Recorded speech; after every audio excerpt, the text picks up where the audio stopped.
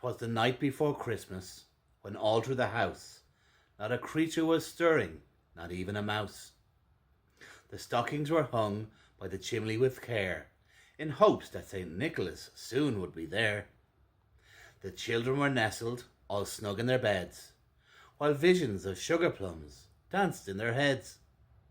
And Mamma in her kerchief, and I in my cap, had just settled down for a long winter's nap,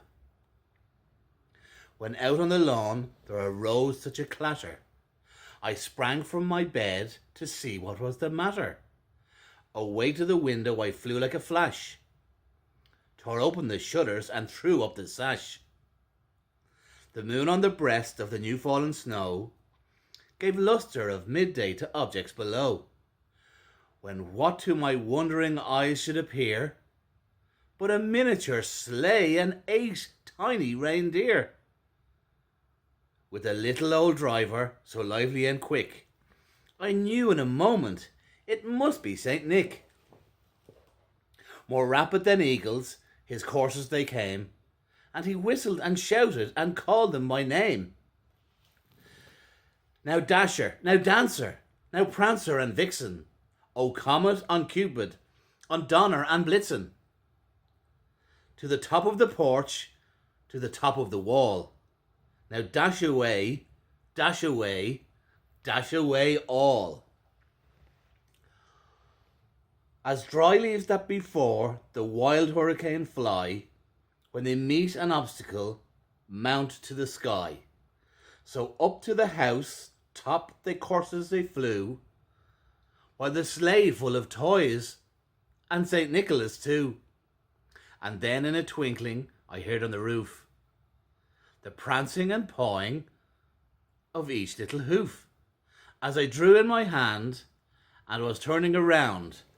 Down the chimney St. Nicholas came with a bound. He was dressed all in fur from his head to his foot, and his clothes were all tarnished with ashes and soot.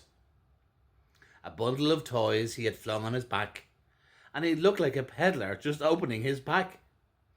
His eyes how they twinkled, his dimples how merry, his cheeks were like roses, his nose like a cherry. His droll little mouth was drawn up like a bow, and the beard of his chin was as white as snow. The stump of a pipe he held tight in his teeth, and the smoke it encircled his head like a wreath. He had a broad face and a round little belly that shook when he laughed like a bowl full of jelly. He was chubby and plump, a right jolly old elf, and I laughed when I saw him in spite of myself.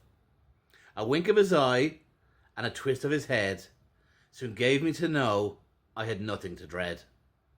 He spoke not a word, but went straight to his work, and filled all the stockings, then turned with a jerk, and laying his finger aside of his nose, and giving a nod, up the chimney he rose. He sprang to his sleigh, to his team gave a whistle, and away they all flew like the down of a thistle.